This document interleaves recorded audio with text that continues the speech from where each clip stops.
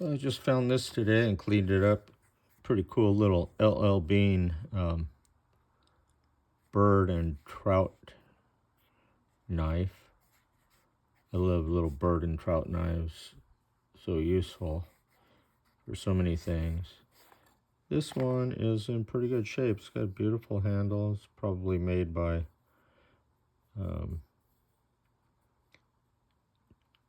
Old Hickory or Dexter or somebody like that, and put the L.L.BEAN Freeport, Maine stamp on it.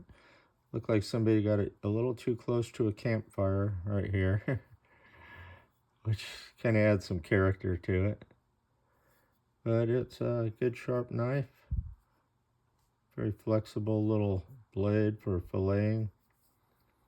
Pretty cool little all-around little knife.